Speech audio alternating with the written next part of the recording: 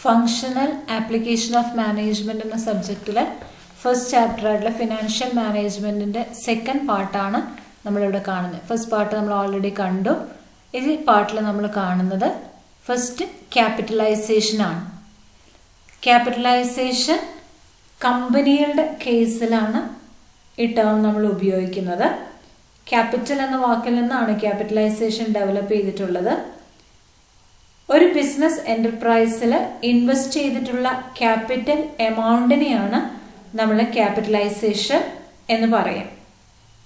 ഒരു ബിസിനസ്സിനെ ഫിനാൻസ് ചെയ്യുന്ന പ്രോസസ്സിനെ ക്യാപിറ്റലൈസേഷൻ എന്ന് പറയാം. ഏറ്റവും ചുരുക്കത്തിൽ പറയുകയാണെങ്കിൽ capitalisation is equal to share capital plus free reserve plus debentures plus long term loans ആണ്. ക്യാപിറ്റലൈസേഷനിൽ തന്നെ നമ്മൾ ഉപയോഗിക്കുന്ന ഒരു വാക്കാണ് ക്യാപിറ്റൽ.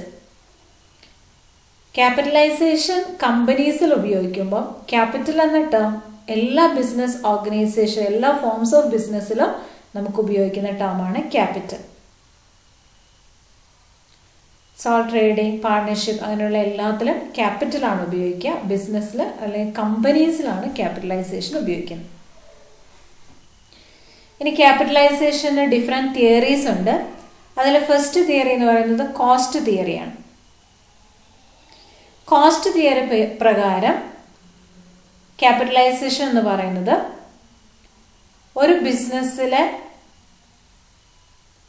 ഫിക്സഡ് അസറ്റിനും അതേപോലെ തന്നെ വർക്കിംഗ് ക്യാപിറ്റലിനും വേണ്ടിയിട്ടുള്ള എമൗണ്ട്സ്, അതേപോലെ പ്രൊമോഷൻ എക്സ്പെൻസ്, ഇങ്ങനെയുള്ള ഡിഫറെൻറ്റ് എമൗണ്ട്സ് അല്ലെങ്കിൽ കോസ്റ്റിനെ ആഡ് ചെയ്യുന്ന വാല്യൂനെയാണ് നമ്മളിവിടെ ക്യാപിറ്റലൈസേഷൻ എന്ന് പറയും.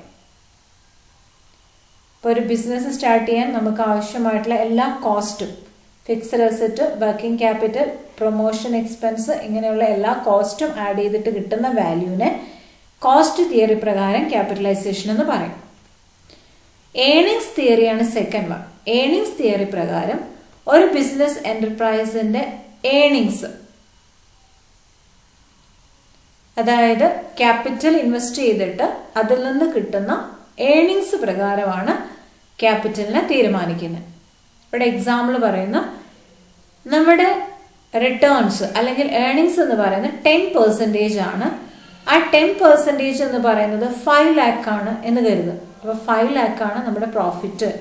അത് 10% ഓഫ് ക്യാപിറ്റൽ ആണ് എങ്കിൽ നമ്മുടെ ക്യാപിറ്റലൈസേഷൻ എന്ന് പറയുന്നത് 5 lakh into 100 divided by 10, that is 50 lakh ആയിരിക്കും നമ്മുടെ ക്യാപിറ്റലൈസേഷൻ ഏർണിങ്സ് തിയറി പ്രകാരം.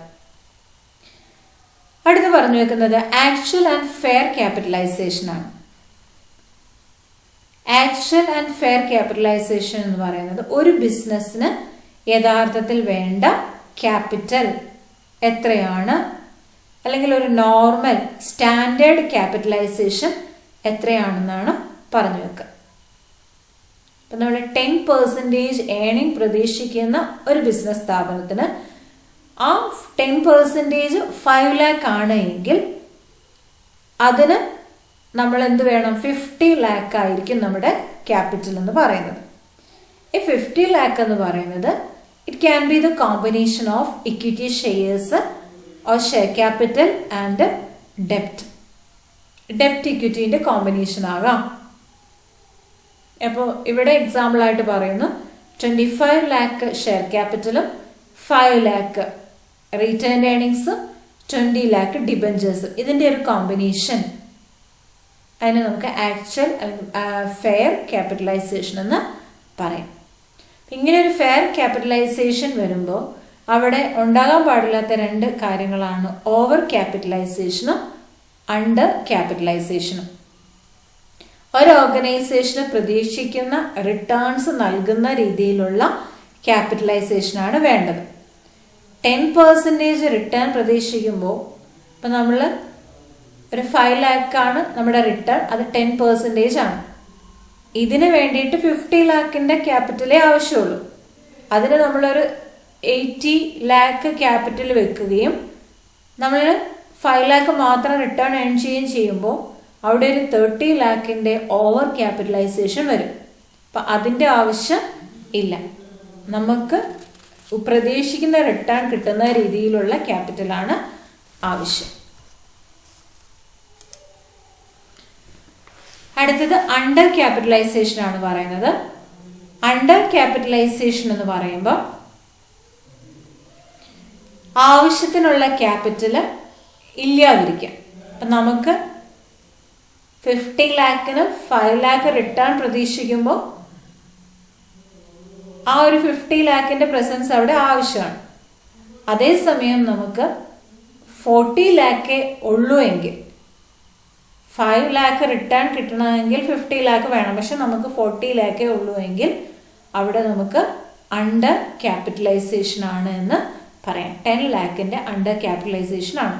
അപ്പോൾ നമ്മൾ പ്രതീക്ഷിക്കുന്ന റിട്ടേണിലേക്ക് എത്താനായിട്ട് അവിടെ പറ്റില്ല. അപ്പോൾ അതുകൊണ്ട് അണ്ടർ ക്യാപിറ്റലൈസേഷനും ഓവർ ക്യാപിറ്റലൈസേഷനും അല്ലാതെ ഫെയർ ആയിട്ടുള്ള ഒരു ക്യാപിറ്റലൈസേഷൻ ആണ് ആവശ്യം.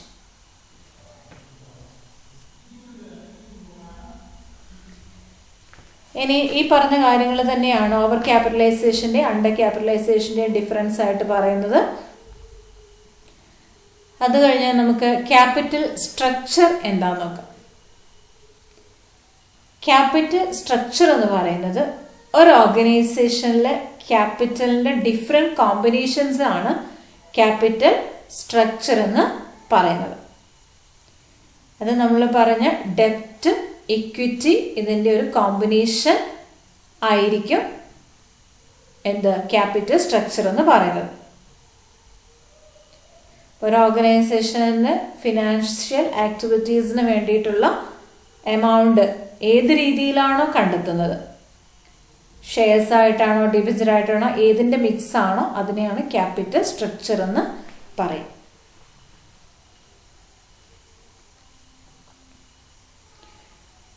ദെൻ ഈ ഇക്വിറ്റി എന്ന് പറയുന്നത് നമ്മുടെ ഷെയർ ഹോൾഡേഴ്സ് അല്ലെങ്കിൽ ഓണേഴ്സിൻ്റെ അടുത്ത് നിന്ന് നമ്മൾ റേസ് ചെയ്യുന്ന ലോങ് ടേം ഫണ്ടാണ്.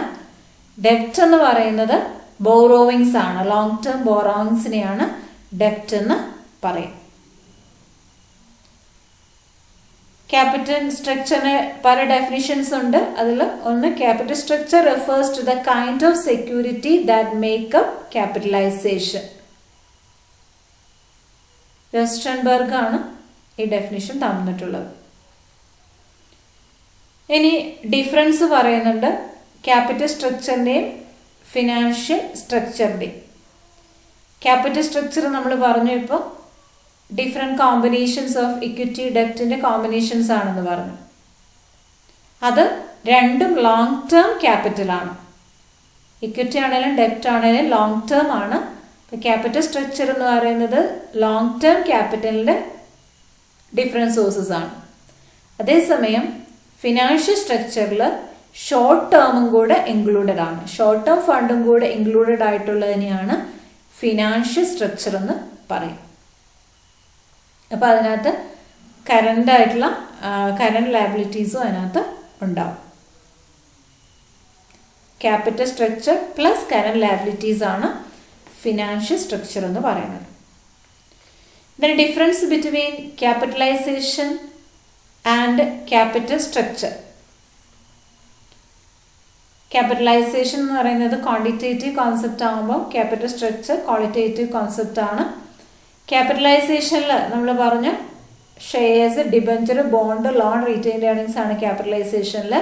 ക്യാപിറ്റൽ സ്ട്രക്ചറിൽ ഷെയർസ്, ഡിബഞ്ചേഴ്സ്, ബോണ്ട്, ലോൺസ് ഇതാണ് ക്യാപിറ്റൽ സ്ട്രക്ചറിലുള്ളത്. ദെൻ ക്യാപിറ്റലൈസേഷനിൽ includes capital structure itself ആണ്. ക്യാപിറ്റലൈസേഷനിൽ ക്യാപിറ്റൽ സ്ട്രക്ചറും കൂടെ ഇൻക്ലൂഡഡ് ആണ്. ക്യാപിറ്റൽ സ്ട്രക്ചർ എന്ന് പറയുമ്പോൾ പാർട്ട് ഓഫ് ക്യാപിറ്റലൈസേഷൻ ആണ്. ക്യാപിറ്റലൈസേഷൻ അതിനകത്ത് over capitalisation, under capitalisation, fair capitalisation ഇങ്ങനെയാണ്. ക്യാപിറ്റൽ സ്ട്രക്ചറിൽ high geared or low geared എന്നാണ്. ഡെപ്റ്റ് കൂടുതലാണെങ്കിൽ ഹൈ ഗിയർഡ് എന്ന് പറയും. ഡെപ്റ്റ് കുറവാണെങ്കിൽ അതായത് ഡെപ്റ്റ് ഇക്വിറ്റി റേഷ്യോയിൽ ഡെപ്റ്റ് ആണ് കൂടുതലെങ്കിൽ ഹൈ ഗിയർഡ് എന്ന് പറയും. അതേസമയം ഇക്വിറ്റി ആണ് കൂടുതലെങ്കിൽ ലോ ഗിയർഡ് എന്ന് പറയും. ദെൻ ഇന്റേണൽ റിക്വയർമെന്റ്സിനനുസരിച്ചാണ് ക്യാപിറ്റലൈസേഷൻ. ക്യാപിറ്റൽ സ്ട്രക്ചറിൽ എക്സ്റ്റേണൽ ഫോഴ്സസ് ആയിട്ടുള്ള മാർക്കറ്റ് കണ്ടീഷൻസും ഇൻവെസ്റ്റേഴ്സ് സൈക്കോളജിയും ഗവൺമെന്റ് പോളിസിയും ഒക്കെ ഇൻഫ്ലുവൻസ് ചെയ്യുന്നുണ്ട്.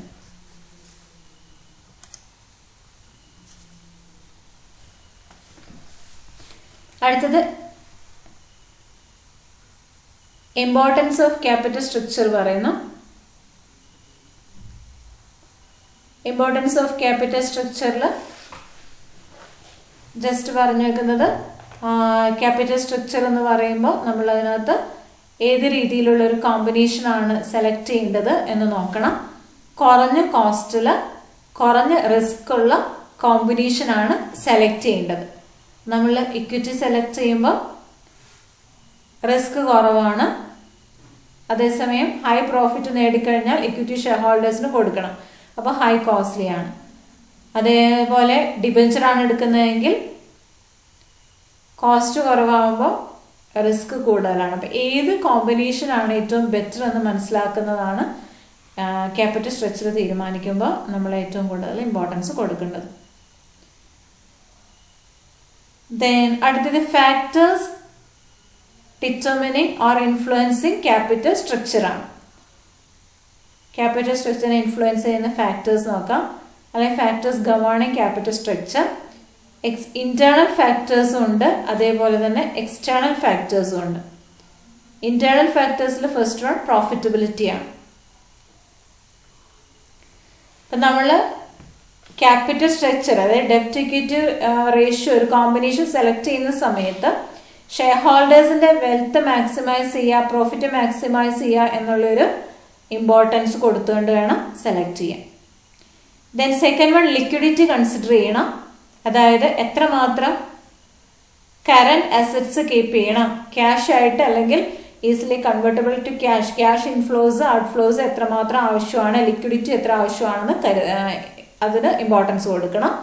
പിന്നെ ഫ്ലെക്സിബിൾ ആയിരിക്കണം. ക്യാപിറ്റൽ സ്ട്രക്ചറിൽ നമുക്ക് ആവശ്യമുള്ള സമയത്ത് ക്യാപിറ്റൽ സ്ട്രക്ചറിൽ മാറ്റം വരുത്താനായിട്ട് സാധിക്കണം.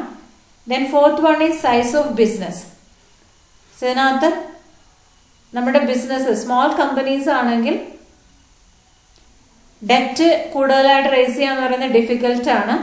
അപ്പോൾ അവിടെ ഏത് രീതിയിലുള്ള കോമ്പിനേഷനാണ് വേണ്ടതെന്ന് ആലോചിച്ച് വേണം ബിസിനസിന്റെ വലുപ്പത്തിനനുസരിച്ച് തീരുമാനം എടുക്കാൻ. Next one is nature of business. Manufacturing companies ആണെങ്കിൽ കൂടുതലായിട്ട് ഫിക്സഡ് അസറ്റിൽ ഇൻവെസ്റ്റ്മെന്റ് ആവശ്യമാണ്. അതേസമയം ട്രേഡിംഗ് ഫേംസിനാണെങ്കിൽ ഫിക്സഡ് അസറ്റിൽ കൂടുതൽ ഇൻവെസ്റ്റ്മെന്റ് ആവശ്യമില്ല, കറണ്ട് അസറ്റ്സിലാണ്. അപ്പോൾ അതിനനുസരിച്ച് ഏത് കോമ്പിനേഷനാണ് വേണ്ടത് എന്നുള്ളത് തീരുമാനിക്കും. Then regularity and certainty of income. കൃത്യമായിട്ട് ഇൻകം ഏൺ ചെയ്യുന്ന ഒരു ബിസിനസ്സിന് ഡിബെഞ്ചേഴ്സും ഇഷ്യൂ ചെയ്യുന്നതായിരിക്കും കൂടുതൽ ബെറ്റർ. അപ്പോൾ ഇറഗുലർ ആണ് ഇൻകം എങ്കിൽ അവർക്ക് ഷെയർസ് ആയിരിക്കും കൂടുതൽ പ്രിഫർ ചെയ്യാൻ പറ്റുക. അപ്പോൾ ഏതാണ് അവർ പ്രതീക്ഷിക്കുന്ന ഇൻകം അതിനനുസരിച്ച് കോമ്പിനേഷൻ സെലക്ട് ചെയ്യാം.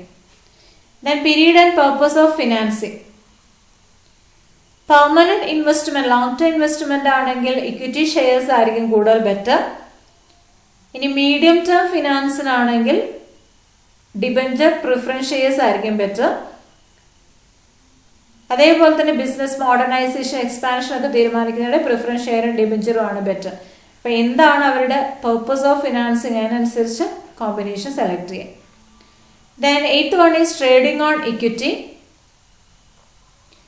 അപ്പൊ ഇതിനകത്ത് debenture, loan, preference share, equity share capital ഇതെല്ലാം കോമ്പിനേഷനാണ് ട്രേഡിംഗ് ഓൺ ഇക്വിറ്റി എന്ന് പറയുന്നത്. അപ്പൊ ഇതിനകത്ത് ഏതാണ് നമ്മൾ കൊടുക്കാൻ ഉദ്ദേശിക്കുന്നത്? ഫിക്സഡ് ഇൻട്രസ്റ്റ് ആണോ, ഡിവിഡൻഡ് ആണോ, എന്താണോ നമ്മൾ പ്രിഫർ ചെയ്യുന്നത് അതിനനുസരിച്ചാണ് നമ്മൾ ഇതിന്റെ കോമ്പിനേഷനെ സെലക്ട് ചെയ്യേണ്ടത്. അപ്പം അതിനെയാണ് ഫിനാൻഷ്യൽ ലിവറേജ് എന്ന് പറയുക. കറക്റ്റായിട്ട് ഇക്വിറ്റി ഷെയർ വേണോ, പ്രിഫറൻസ് ഷെയർ വേണോ, ഡിബെഞ്ചർ വേണോ, അതിന്റെ കോമ്പിനേഷൻ കൃത്യമായിട്ട് അതിന്റെ ഡിവിഡൻഡ് ഇൻട്രസ്റ്റിനെയൊക്കെ ബേസ് ചെയ്തുകൊണ്ട് സെലക്ട് ചെയ്യുന്നതാണ് ഫിനാൻഷ്യൽ ലിവറേജ് എന്ന് പറയും. 9th one is desire to retain control. മാനേജ്മെന്റിന് കൺട്രോൾ, സ്ഥാപനത്തിന്റെ കൺട്രോള് കയ്യിൽ വെക്കാനാണ് താല്പര്യമെങ്കിൽ അവർ പ്രിഫറൻസ് ഷെയർസും ഡിബഞ്ചർ ആയിരിക്കും കൂടുതലായിട്ട് ഇഷ്യൂ ചെയ്യുക. അതേസമയം ഇക്വിറ്റി ഷെയർ ഇഷ്യൂ ചെയ്ത് കഴിഞ്ഞാൽ ഇക്വിറ്റി ഷെയർ ഹോൾഡേഴ്സിനാണ് കൺട്രോൾ. അടുത്ത അസറ്റ് സ്ട്രക്ചർ. ഫിക്സഡ് അസറ്റ് ആണ് കൂടുതലെങ്കിൽ കറണ്ട് അസറ്റിനെക്കാളും അങ്ങനെയാണെങ്കിൽ ഡിബഞ്ചേഴ്സ് പ്രിഫറൻസ് ഷെയർസും ആയിരിക്കും കൂടുതൽ ഇഷ്യൂ ചെയ്യാം. ഇക്വിറ്റി ഷെയർസ് കുറവായിരിക്കും. കറണ്ട് അസറ്റ്സ് ആണ് കൂടുതലെങ്കിൽ ഇക്വിറ്റി ഷെയർ ആയിരിക്കും കൂടുതലായിട്ട് ഇഷ്യൂ ചെയ്യാം. Then next is external factors. First one is condition in the capital market. Capital മാർക്കറ്റിലെ സിറ്റുവേഷൻ അനുസരിച്ചായിരിക്കും നമ്മൾ ഏത് ഷെയർ എടുക്കണോ, ഷെയർ ഇഷ്യൂ ചെയ്യണോ, അതിൽ പ്രിഫറൻസ് വേണോ, ഇക്വിറ്റി വേണോ, ഡിബഞ്ചർ വേണോ എന്നൊക്കെ നമ്മൾ തീരുമാനിക്കും. അത് ഷെയർ മാർക്കറ്റിലൂടെയാണ് നമുക്ക് എന്ത് ചെയ്യാൻ പറ്റുക, ഇത് വാങ്ങാനും വിൽക്കാനും പറ്റുക. Second one is attitude of investors. നമ്മുടെ ബിസിനസ്സിൽ ഇൻവെസ്റ്റ് ചെയ്യാൻ താല്പര്യമുള്ളത് ആരാന്നുള്ളത് ആദ്യം നോക്കണം. വെഞ്ചേഴ്സും ആയിട്ടുള്ള ഇൻവെസ്റ്റേഴ്സ് ആണോ, അങ്ങനെയാണെങ്കിൽ ഇക്വിറ്റി ഷെയർ എടുക്കുന്നതായിരിക്കും അവർക്ക് ബെറ്റർ. അതേസമയം ഹയർ റിട്ടേൺ വേണമെന്ന് ആഗ്രഹിക്കുന്നവരാണെങ്കിൽ, ഹയർ റിട്ടേൺ വേണ്ടവർ ഇക്വിറ്റി ഷെയർസ് ആണ് എടുക്കുക. കാരണം കൂടുതൽ പ്രോഫിറ്റ് ഉള്ളപ്പോൾ അവർക്ക് ഹയർ റിട്ടേൺ കിട്ടും. അതേസമയം ഒരു കൃത്യമായിട്ടുള്ള റിട്ടേൺ ആണെങ്കിൽ അത് പ്രിഫറൻസ് ഷെയർസ്, ഡിബഞ്ചേഴ്സ് ഇതൊക്കെ ആയിരിക്കും കൂടുതലായിട്ട് എടുക്കുക. Third one is cost of financing. ഇതിനകത്ത് ഷെയർസ് ആണോ ഡിബഞ്ചർ ആണോ ഏത് ഇഷ്യൂ ചെയ്യുന്നതാണ് കോസ്റ്റ് കുറവെന്ന് നോക്കിയിട്ട് അതനുസരിച്ചായിരിക്കും നമ്മൾ കൂടുതൽ പ്രിഫർ ചെയ്യുക. അടുത്തത് ലീഗൽ റിക്വയർമെന്റ്സ്. ഏത് ഇഷ്യൂ ചെയ്യണമെങ്കിലും സെബി, സ്റ്റോക്ക് എക്സ്ചേഞ്ച്, ഗവൺമെന്റ് ഇതിൻ്റെയൊക്കെ റൂൾസ് ആൻഡ് റെഗുലേഷൻ നോക്കി മാത്രമേ നമുക്ക് ഇഷ്യൂ ചെയ്യാനായിട്ട് പറ്റുള്ളൂ. പിന്നെ ടാക്സേഷൻ പോളിസി നോക്കണം. ഏതാണ് ടാക്സ് ഫ്രീ ആയിട്ടുള്ളത്? ഡിബഞ്ചർ ആണോ, ഡിബഞ്ചറിന്റെ ഇൻട്രസ്റ്റ് ആണോ, അതോ ഷെയർസിന്റെ ഡിവിഡൻഡ് ആണോ, ഏതാണ് നമുക്ക് ടാക്സ് പ്രോഫിറ്റ് ആൻഡ് ലോസ് അക്കൗണ്ടിൽ കാൽക്കുലേറ്റ് ചെയ്യുമ്പോൾ ഡിഡക്ട് ചെയ്യാൻ പറ്റുക എന്നുള്ളത് നോക്കണം. Then attitude of management. മാനേജ്മെന്റിന് ഏതാണ് താല്പര്യം? റിസ്ക് കുറഞ്ഞതാണോ, കോസ്റ്റ് കുറഞ്ഞതാണോ, ഏതാണ് ഡെപ്റ്റ് ഇക്വിറ്റി റേഷ്യോയിലെ താല്പര്യം എന്ന് നോക്കിയിട്ടും കൂടെയാണ് തീരുമാനിക്കുക. Then next we can see about optimum capital structure. ഏതാണ് ഒരു ഒപ്റ്റിമം ക്യാപിറ്റൽ സ്ട്രക്ചർ എന്നാണ് പറഞ്ഞു വെക്കുന്നത്. ഒപ്റ്റിമൽ ക്യാപിറ്റൽ സ്ട്രക്ചർ എന്നും പറയും. ഒപ്റ്റിമൽ ക്യാപിറ്റൽ സ്ട്രക്ചർ എന്ന് പറയുന്നത് ഡെപ്റ്റ് ഇക്വിറ്റി കൺസിഡർ ചെയ്യുന്ന സമയത്ത് വാല്യൂ മാക്സിമൈസ് ചെയ്യുകയും കോസ്റ്റ് മിനിമൈസ് ചെയ്യുകയും ചെയ്യുന്ന ലെവൽ എവിടെയാണോ ഡെപ്റ്റ് ഇക്വിറ്റിയിൽ, ആ പോയിന്റിനെയാണ് നമ്മൾ ഒപ്റ്റിമൽ ക്യാപിറ്റൽ സ്ട്രക്ചർ എന്ന് പറയും.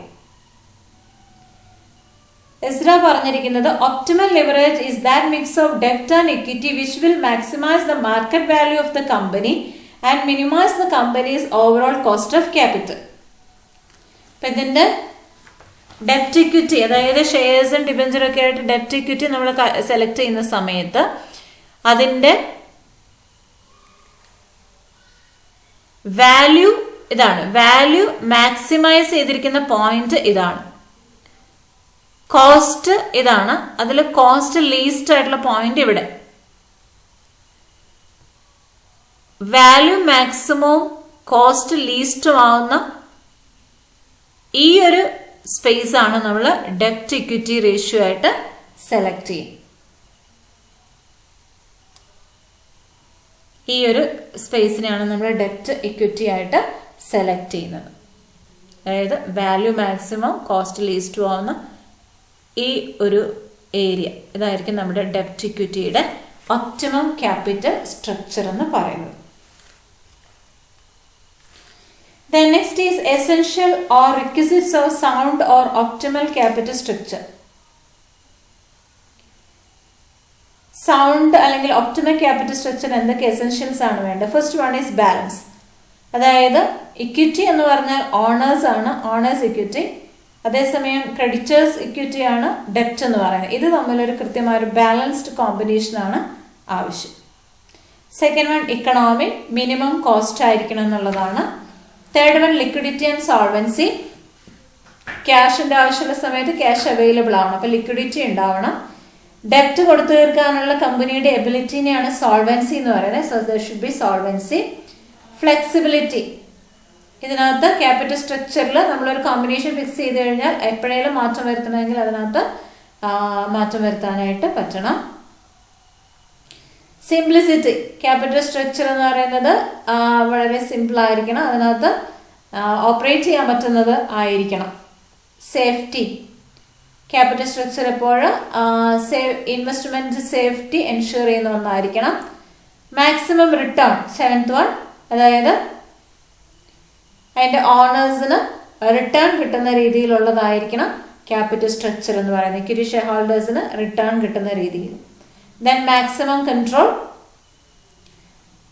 ഇതിനകത്ത് ഇക്വിറ്റി ഷെയർ ഹോൾഡേഴ്സിന് കമ്പനിയുടെ എല്ലാ അഫയേഴ്സിലും കൺട്രോള് ഉണ്ടായിരിക്കും. അതേസമയം പ്രിഫറൻസ് ഷെയർ ഹോൾഡർ ഡിബഞ്ചേഴ്സിനൊക്കെ ലിമിറ്റഡ് കൺട്രോളേ ഉള്ളൂ. ഇക്വിറ്റി ഷെയർ ഹോൾഡേഴ്സ് ആണ് റിയൽ ഓണേഴ്സ്, അവർക്ക് മാക്സിമം കൺട്രോൾ ഉണ്ടായിരിക്കും. ദെൻ ബാലൻസ്ഡ് ലിവറേജ്, ഇത് അതായത് ഡെപ്റ്റ് ഇക്വിറ്റിന്റെ ഒരു കോമ്പിനേഷനിൽ ബാലൻസ്ഡ് ആയിട്ടുള്ള ഒന്നായിരിക്കണം. ലിവറേജ് എന്ന് പറഞ്ഞാൽ ഇതിന്റെ കോമ്പിനേഷനാണ് ഡെപ്റ്റ് ഇക്വിറ്റിന്റെ, അപ്പോൾ അതൊരു ബാലൻസ്ഡ് ആയിട്ട് ആയിരിക്കണം ഉണ്ടായിരിക്കേണ്ടത്. Then next we can see about fixed capital and working capital. So first we can see about fixed capital. ഒരു ഓർഗനൈസേഷനിൽ ഫിക്സഡ് അസറ്റ് വാങ്ങിക്കാൻ ഉപയോഗിക്കുന്ന എമൗണ്ടിനെയാണ് ഫിക്സഡ് ക്യാപിറ്റൽ എന്ന് പറയുന്നത്. അല്ലെങ്കിൽ പെർമനന്റ് അസറ്റ്സ്, എക്കാലത്തേക്ക് നിലനിൽക്കുന്ന അസറ്റ്സിന് വേണ്ടിയിട്ട് ഇൻവെസ്റ്റ് ചെയ്യുന്ന എമൗണ്ട് ആണ് ഫിക്സഡ് ക്യാപിറ്റൽ എന്ന് പറയുന്നത്. Land, building, machinery, equipments, furniture ഇങ്ങനെയൊക്കെ ഉള്ളത് വാങ്ങാനായിട്ട് ഉപയോഗിക്കുന്ന ക്യാപിറ്റലാണ്. ഫിക്സഡ് ക്യാപിറ്റൽ റിക്വയർമെന്റ്സ് ഡിറ്റർമിൻ ചെയ്യുന്ന ഫാക്ടേഴ്സ് എന്ന് പറയുന്നത് first one is nature of business ആണ്. ബിസിനസ് എങ്ങനത്തെയാണ് അതിനനുസരിച്ചായിരിക്കും നമ്മൾ ഫിക്സഡ് ക്യാപിറ്റൽ ഇൻവെസ്റ്റ് ചെയ്യുക. ഫിക്സഡ് അസറ്റ് കൂടുതലായിട്ട് വേണ്ട, ഇപ്പൊ അയൺ ആൻഡ് സ്റ്റീൽ ഇൻഡസ്ട്രി എന്ന് പറഞ്ഞാൽ അവിടെ ഫിക്സഡ് അസറ്റ് കൂടുതലായിട്ട് ആവശ്യമായിരിക്കും, അതിനകത്ത് എക്യുപ്മെന്റ്സ് ഒക്കെ ഉണ്ടാവും, അപ്പൊ അവിടെ ഫിക്സഡ് ക്യാപിറ്റൽ റിക്വയർമെന്റ്സ് കൂടുതലായിരിക്കും. Second one size of the business ആണ്. ലാർജ് സൈസ് ബിസിനസ്സിലാണ് കൂടുതലായിട്ട് ഫിക്സഡ് അസറ്റിന്റെ ഇൻവെസ്റ്റ്മെന്റ് വരും. Third one diversity of production line ആണ്. നമ്മുടെ ബിസിനസ് മാനുഫാക്ചറിങ് കൺസേൺ ആണെങ്കിൽ അവിടെ കൂടുതലായിട്ട് ഫിക്സഡ് ക്യാപിറ്റലിന്റെ ആവശ്യം ഉണ്ട്. Then fourth one is method of production. നമ്മൾ ഒരു പ്രോഡക്റ്റിന്റെ മുഴുവനും മാനുഫാക്ചർ ഐറ്റംസും, അതായത് എല്ലാ പാർട്സും നമ്മളാണ് മാനുഫാക്ചർ ചെയ്യുന്നതെങ്കിൽ ഫിക്സഡ് ക്യാപിറ്റൽ കൂടുതലായിട്ട് വേണം. അതേസമയം പലരും പ്രൊഡ്യൂസ് ചെയ്യുന്ന എല്ലാം കൂടെ ഇന്റഗ്രേറ്റ് ചെയ്യുന്ന ഒരു പ്രോസസ്സാണ് നമ്മൾ ചെയ്യുന്നുള്ളെങ്കിൽ ഫിക്സഡ് ക്യാപിറ്റൽ കുറവ് മതി. Fifth one methods of acquiring fixed asset. ഇതിനകത്ത് നമ്മൾ ഫിക്സഡ് അസറ്റ് എങ്ങനെയാണ് നമ്മുടെ അടുത്തുള്ളത്, അതായത് നമ്മളത് പർച്ചേസ് ചെയ്യാണ് ചെയ്തിരിക്കുന്നതെങ്കിൽ, ഓണർഷിപ്പ് നമ്മുടെ കയ്യിലാണ് എങ്കിൽ കൂടുതലായിട്ട് എമൗണ്ട് നമുക്ക് ആവശ്യമായിട്ട് വരും. അതേസമയം ലീസിന് എടുക്കുകയാണെങ്കിൽ എത്ര എമൗണ്ട് ആവശ്യമില്ല. ഫിക്സഡ് അസറ്റ് എങ്ങനെയാണ് നമ്മൾ അക്വയർ ചെയ്തിരിക്കുന്നത് അതിനനുസരിച്ച് ക്യാപിറ്റൽ കൂടുതലായിട്ട് ആവശ്യം വരും. ദെൻ അടുത്തത് കോമ്പറ്റീറ്റീവ് മാർക്കറ്റ് കണ്ടീഷനാണ്.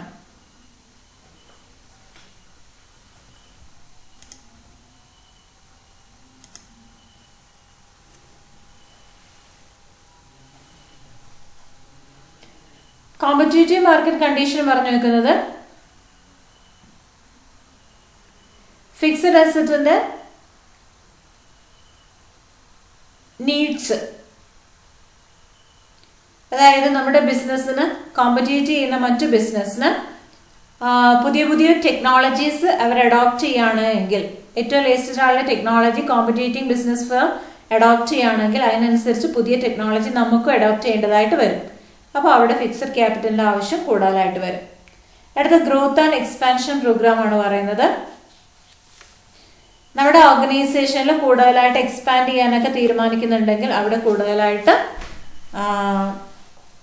ഫിക്സഡ് ക്യാപിറ്റൽ ആവശ്യമായിട്ട് വരും. Then next we can see about working capital. അടുത്തത് വർക്കിംഗ് ക്യാപിറ്റൽ ആണ്. നമ്മൾ ഡേ ടു ഡേ വർക്കിംഗ് ഫംഗ്ഷന് വേണ്ടിയിട്ട് ഓർഗനൈസേഷനിൽ ആവശ്യമായുള്ള ക്യാപിറ്റലിനെയാണ് നമ്മൾ വർക്കിംഗ് ക്യാപിറ്റൽ എന്ന് പറയാം. ഒരു ബിസിനസ് സ്ഥാപനത്തിന് ഡേ ടു ഡേ ആയിട്ടുള്ള സാലറി കൊടുക്കാം, വേജസ് കൊടുക്കാം, റെന്റ്, അഡ്വർടൈസിങ്, അങ്ങനെ വരുന്ന ഓരോരോ എക്സ്പെൻസുകൾ മീറ്റ് ചെയ്യാനായിട്ട് വരുന്ന എമൗണ്ടിനെയാണ് നമ്മൾ വർക്കിംഗ് ക്യാപിറ്റൽ എന്ന് പറയാം. ഇത് റോ മെറ്റീരിയൽസ് വാങ്ങാനായിട്ട് ഉപയോഗിക്കും. റോ മെറ്റീരിയൽസിനെ സെമി ഫിനിഷ്ഡ് ഗുഡ്സ് ആയിട്ട് കൺവേർട്ട് ചെയ്യാൻ ഉപയോഗിക്കും. ഫിനിഷ്ഡ് ഗുഡ്സിനെ ഗുഡ്സ് ആയിട്ട് വിറ്റ് പിന്നെ ഡെപ്റ്റേഴ്സിൻ്റെ അടുത്ത് നിന്ന് എമൗണ്ട് കളക്ട് ചെയ്ത് ആ എമൗണ്ടിനെ ബില്ലാണെങ്കിൽ ബാങ്കിൽ കൊടുത്ത് കളക്ട് ചെയ്ത് വീണ്ടും ക്യാഷ് ആയിട്ട് മാറ്റി ക്യാഷ് ഉപയോഗിച്ച് വീണ്ടും ഫിനിഷ്ഡ് റോ മെറ്റീരിയൽസ് വാങ്ങി അങ്ങനെ സർക്കുലേറ്റ് ചെയ്യുന്ന ഒരു ഐറ്റം ആണ് ഈ വർക്കിംഗ് ക്യാപിറ്റൽ എന്ന് പറയുന്നത്. അതുകൊണ്ട് തന്നെ ഇതിന് circulating capital, revolving capital, floating capital, liquid capital, operating capital എന്നെല്ലാം ഇന്ന് പേരുണ്ട്. നാച്ചർ ഓഫ് വർക്കിംഗ് ക്യാപിറ്റൽ നോക്കാം. ഇത് ഡേ ടു ഡേ വർക്കിങ്ങിന് വേണ്ടി ഉപയോഗിക്കുന്നതാണ്. കറന്റ് അസറ്റ്സിലാണ് വർക്കിംഗ് ക്യാപിറ്റൽ എമൗണ്ട് ഇൻവെസ്റ്റ് ചെയ്തിരിക്കുന്നത്. ദെൻ ഓരോ ഡേ ടു ഡേയിലും ഇതിന്റെ എമൗണ്ട് ഓഫ് ഇൻവെസ്റ്റ്മെന്റ് ഡിഫറെന്റ് ആയിരിക്കാം. ഫിക്സഡ് അസറ്റ് മാനേജ് ചെയ്യുന്നതിനും കറന്റ് അസറ്റ്സ് അല്ലെങ്കിൽ വർക്കിംഗ് ക്യാപിറ്റൽ ആവശ്യമാണ്. ഒരു ഓർഗനൈസേഷന്റെ ലിക്വിഡിറ്റി പൊസിഷനെ ഡിറ്റർമിൻ ചെയ്യുന്നത് വർക്കിംഗ് ക്യാപിറ്റൽ ആണ്. ഷോർട്ട് ടേം സോഴ്സസ് ആണ് വർക്കിംഗ് ക്യാപിറ്റൽ എന്ന് പറയുന്നത്. വർക്കിംഗ് ക്യാപിറ്റലിലെ cash management, receivable management, payables management, inventory management, ഇങ്ങനെയുള്ള എല്ലാ മാനേജ്മെന്റും നടക്കുന്നുണ്ട്. കറന്റ് അസറ്റ്സ് ഇന്റർ റിലേറ്റഡ് ആണ് ഈച്ചത്. വർക്കിംഗ് ക്യാപിറ്റലിലെ രണ്ട് കൺസെപ്റ്റ് ആണുള്ളത്, gross concept and net concept. The next we can say about components of working capital. Working ക്യാപിറ്റലിന്റെ components രണ്ടെണ്ണമാണ്. ഒന്ന് കറന്റ് അസറ്റ്സും ഒന്ന് കറന്റ് ലയബിലിറ്റീസും. കറന്റ് അസറ്റ്സ് എന്ന് പറയുമ്പോൾ ഒരു ഓർഗനൈസേഷനിൽ 1 ഇയറിന്റെ ഉള്ളിൽ ക്യാഷ് ആയിട്ട് കൺവേർട്ട് ചെയ്യാൻ പറ്റുന്ന എല്ലാ അസറ്റ്സും കറന്റ് അസറ്റ്സ് ആണ്. Cash, short time investment, bank balance, bills receivable, stock of raw material, stock of work in progress, finished goods, sundry debtors, prepaid expense, advance payment, ഇതെല്ലാം കറന്റ് അസറ്റ്സ് ആണ്. Current liabilities എന്ന് പറയുന്നത് 1 ഇയറിന്റെ ഉള്ളിൽ അടച്ചു തീർക്കേണ്ട amount ആണ് current liabilities എന്ന് പറയുന്നത്. Short term borrowing, sundry creditors, bills payable, advance payment from customers, outstanding expense, provision for taxation, dividend payable എല്ലാം കറന്റ് ലയബിലിറ്റീസ് ആണ്. ഇനി കോൺസെപ്റ്റ് ഓഫ് വർക്കിംഗ് ക്യാപിറ്റലിൽ ഗ്രോസ് കോൺസെപ്റ്റ് ഉണ്ട്, നെറ്റ് കോൺസെപ്റ്റ് ഉണ്ട്. ഒരു ഓർഗനൈസേഷനിലെ ടോട്ടൽ കറന്റ് അസറ്റിനെയാണ് നമ്മൾ ഗ്രോസ് കൺസെപ്റ്റിൽ വർക്കിംഗ് ക്യാപിറ്റൽ എന്ന് പറയാം. അതേസമയം ടോട്ടൽ കറന്റ് അസറ്റിൽ നിന്ന് ടോട്ടൽ കറന്റ് ലയബിലിറ്റീസ് ലെസ് ചെയ്തിട്ട് കിട്ടുന്ന നെറ്റ് എമൗണ്ടിനെയാണ് നെറ്റ് കോൺസെപ്റ്റിൽ വർക്കിംഗ് ക്യാപിറ്റൽ എന്ന് പറയും. അടുത്ത ടൈപ്സ് ഓഫ് വർക്കിംഗ് ക്യാപിറ്റൽ ആണ്. അതിൽ first one permanent working capital ആണ്. ഒരു ഓർഗനൈസേഷനിൽ സ്ഥിരമായി കണ്ടിന്യൂസ്ലി ആവശ്യമായിട്ടുള്ള മിനിമം എമൗണ്ട് ഓഫ് വർക്കിംഗ് ക്യാപിറ്റലിനെയാണ് നമ്മൾ പെർമനന്റ് വർക്കിംഗ് ക്യാപിറ്റൽ എന്ന് പറയും. അത്ര എമൗണ്ട് ഓർഗനൈസേഷനിൽ സ്ഥിരമായിട്ട് ആവശ്യമാണ്. Continuously that amount is required within the organisation. അതുണ്ടെങ്കിൽ മാത്രമേ കമ്പനി എഫക്റ്റീവ് ആയിട്ട് നമുക്ക് കാര്യങ്ങൾ മുന്നോട്ട് കൊണ്ടുപോകാനായിട്ട് സാധിക്കുകയുള്ളൂ. അത് പെർമനന്റ്ലി കറന്റ് അസറ്റ്സിൽ ബ്ലോക്ക് ചെയ്തിട്ടുള്ള എമൗണ്ട് ആയിരിക്കും. ഇനി പെർമനന്റ് വർക്കിംഗ് ക്യാപിറ്റലിനെ 3 ആയിട്ട് ഡിവൈഡ് ചെയ്തിട്ടുണ്ട്. ഒന്ന് initial working capital, regular working capital and the third one is reserve margin or cushion working capital എന്ന്. ഫസ്റ്റ് ഇനിഷ്യൽ വർക്കിംഗ് ക്യാപിറ്റൽ നോക്കാം. ഒരു ബിസിനസ് തുടങ്ങുമ്പോൾ ഇനിഷ്യൽ സ്റ്റേജിൽ ആ കമ്പനിയിൽ ഉണ്ടായിരിക്കേണ്ട വർക്കിംഗ് ക്യാപിറ്റലിനെയാണ് ഇനിഷ്യൽ വർക്കിംഗ് ക്യാപിറ്റൽ എന്ന് പറയും. അതുണ്ടേ മാത്രമേ അത് സ്റ്റാർട്ട് ചെയ്യാനായിട്ട് പറ്റുള്ളൂ. Second one regular working capital ആണ്. കണ്ടിന്യൂസ് ഓപ്പറേഷന് വേണ്ടിയിട്ട് ആ ബിസിനസ്സിൽ ആവശ്യമായുള്ള ക്യാപിറ്റലിനെയാണ് റെഗുലർ വർക്കിംഗ് ക്യാപിറ്റൽ എന്ന് പറയാം. അപ്പോൾ ആ കമ്പനിയിൽ അത് ഡേ ടു ഡേ വർക്കിങ്ങിന് അത് ആവശ്യമാണ്. Reserve margin or cushion working capital എന്ന് പറഞ്ഞാൽ നമ്മൾ പറയുന്ന ഒരു എമൗണ്ടിനേക്കാളും കുറച്ചുകൂടെ കൂടുതൽ എക്സസ് വർക്കിംഗ് ക്യാപിറ്റൽ നമ്മൾ റെഗുലർ വർക്കിംഗ് ക്യാപിറ്റലിന് മേലെ കുറച്ച് എമൗണ്ട് കീപ്പ് ചെയ്യുന്നുണ്ട്. അതെന്തിനാന്ന് വെച്ചാൽ ഒരു റിസർവ് ആയിട്ട് കീപ്പ് ചെയ്യുന്നതാണ്. എന്തെങ്കിലും കണ്ടിൻജൻസീസ് അറൈസ് ചെയ്യുകയാണെങ്കിൽ അത് മീറ്റ് ചെയ്യാൻ വേണ്ടിയിട്ടാണ് ഈ വർക്കിംഗ് ക്യാപിറ്റൽ കീപ്പ് ചെയ്യുന്നത്. അപ്പോൾ റെഗുലർ വർക്കിംഗ് ക്യാപിറ്റലിന് മേലെ എക്സസ് ആയിട്ട് നമ്മൾ കീപ്പ് ചെയ്യുന്നതാണ് റിസർവ് മാർജിൻ.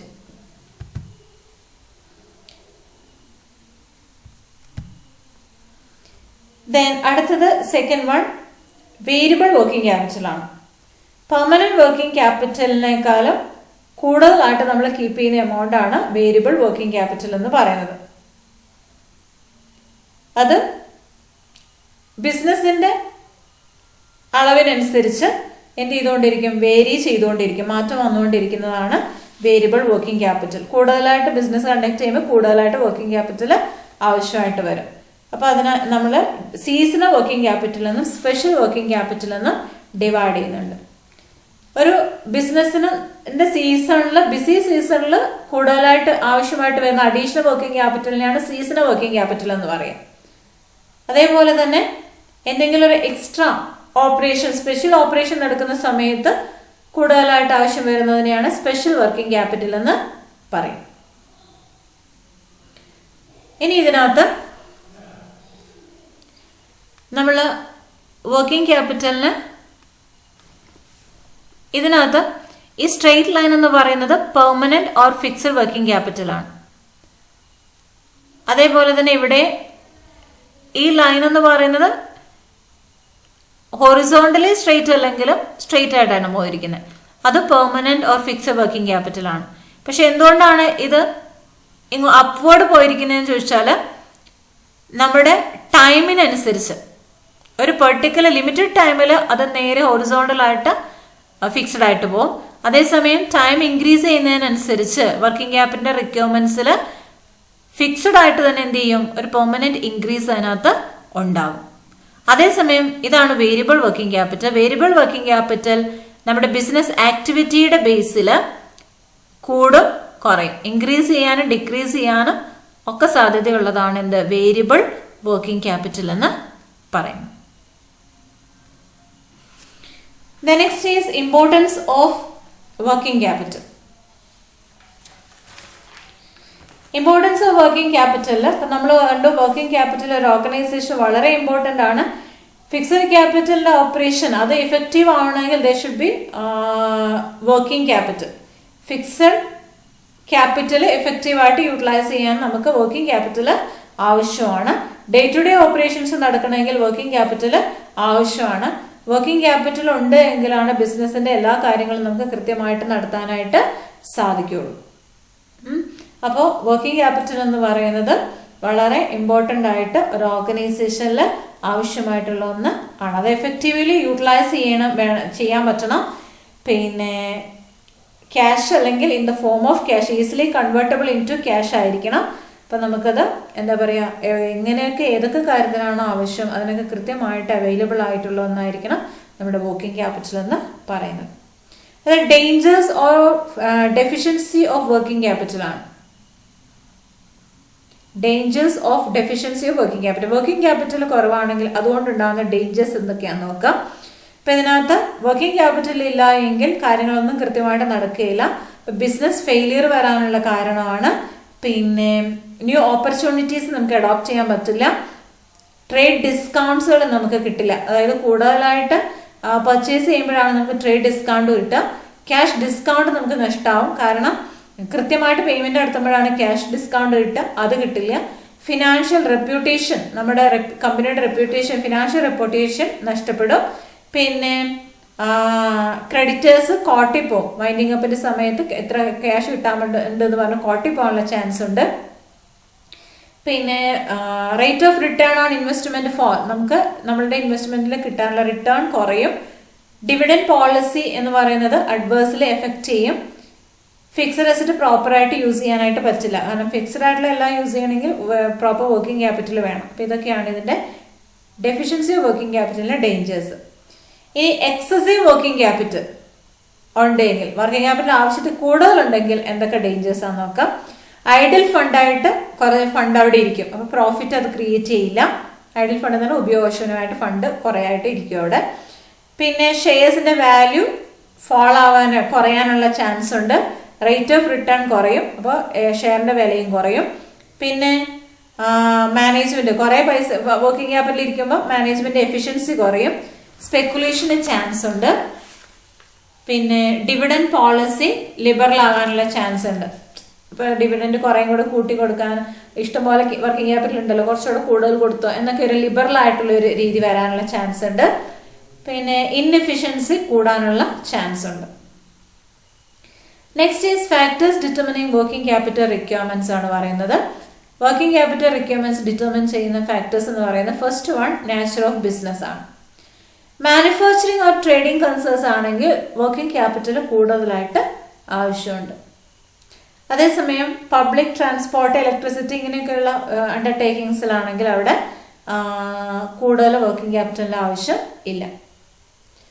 പ്രൊഡക്ഷൻ സൈക്കിൾ, ഇപ്പം ഇവിടെ ഒരു പ്രൊഡക്റ്റ് പ്രൊഡ്യൂസ് ചെയ്യുന്ന പ്രൊഡക്ഷൻ സൈക്കിളിനനുസരിച്ച് വർക്കിംഗ് ക്യാപിറ്റലിൻ്റെ ആവശ്യത്തിൽ മാറ്റങ്ങൾ വരും. മാനുഫാക്ചറിങ് എന്ന് പറയുന്നത് ലോങ് ടൈം എടുത്തിട്ടാണ് നമ്മുടെ പ്രൊഡക്ഷൻ സൈക്കിൾ കംപ്ലീറ്റ് ചെയ്യുന്നത് എങ്കിൽ വർക്കിംഗ് ക്യാപിറ്റൽ റിക്വയർമെന്റ്സ് കൂടുതലായിരിക്കും. പെട്ടെന്ന് പ്രൊഡ്യൂസ് ചെയ്യാൻ പറ്റുന്നതാണെങ്കിൽ കുറഞ്ഞ വർക്കിംഗ് ക്യാപിറ്റൽ മതി. സൈസ് ഓഫ് ബിസിനസ്, ലാർജ് ബിസിനസ്സിൽ കൂടുതലായിട്ട് വർക്കിംഗ് ക്യാപിറ്റൽ ആവശ്യമായിരിക്കും. ടേൺ ഓവർ കൂടുതലുള്ള ബിസിനസ് സ്ഥാപനമാണെങ്കിൽ ലെസ് എമൗണ്ട് ഓഫ് വർക്കിംഗ് ക്യാപിറ്റലാണ് ആവശ്യം, കാരണം അവർക്ക് ടേൺ ഓവർ കിട്ടുന്നുണ്ട്. അതേസമയം ടേൺ ഓവർ കുറവാണ് എങ്കിൽ കൂടുതൽ വർക്കിംഗ് ക്യാപിറ്റൽ ആവശ്യമാണ്. ടേം ഓഫ് ട്രേഡ് ആണ് ഫിഫ്ത്ത് വൺ. ക്രെഡിറ്റിനാണ് ഗുഡ്സ് വാങ്ങിക്കുന്നതെങ്കിൽ, ക്യാഷിന് സാധനം വിൽക്കുകയും ചെയ്യുകയാണെങ്കിൽ ലെസ് വർക്കിംഗ് ക്യാപിറ്റൽ മതി. സാധനം വാങ്ങുന്നത് കടത്തിനാണ്, വിൽക്കുന്നത് ക്യാഷിന്, അപ്പോൾ കുറച്ച് വർക്കിംഗ് ക്യാപിറ്റൽ മതി. നേരെ തിരിച്ച് ക്യാഷിന് വാങ്ങുകയും ക്രെഡിറ്റിന് വിൽക്കുകയും ചെയ്യുകയാണെങ്കിൽ കൂടുതൽ വർക്കിംഗ് ക്യാപിറ്റൽ ആവശ്യമാണ്. അടുത്ത ബിസിനസ് സൈക്കിൾ ഫ്ലക്ച്വേഷൻ ആണ്. ബൂം പീരീഡിൽ large amount of working capital ആവശ്യമാണ്. അതേസമയം ഡിപ്രഷൻ ആണെങ്കിൽ നമുക്ക് less amount of working capital മതി.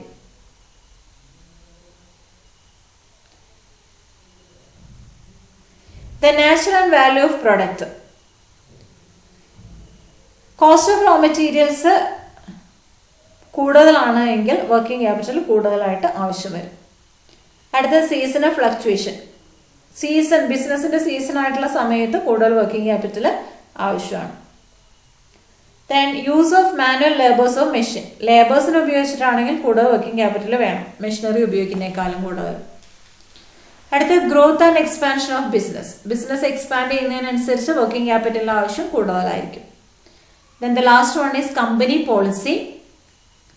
കമ്പനിയുടെ പോളിസി ഡെവലപ്പ് ചെയ്യുമ്പോഴും വർക്കിംഗ് ക്യാപിറ്റൽ റിക്വയർമെന്റ്സ് അതിനെ ഇൻഫ്ലുവൻസ് ചെയ്യുന്നുണ്ട്. ഏത് രീതിയിലാണ് കമ്പനി പോളിസി ഡെവലപ്പ് ചെയ്യുന്നത്, അപ്പോൾ അതിനനുസരിച്ച് വർക്കിംഗ് ക്യാപിറ്റൽ എത്രമാത്രം വേണമെന്ന് നമുക്ക് അറിയാനായിട്ട് സാധിക്കും. ഇതൊക്കെയാണ് factors determining working capital requirements.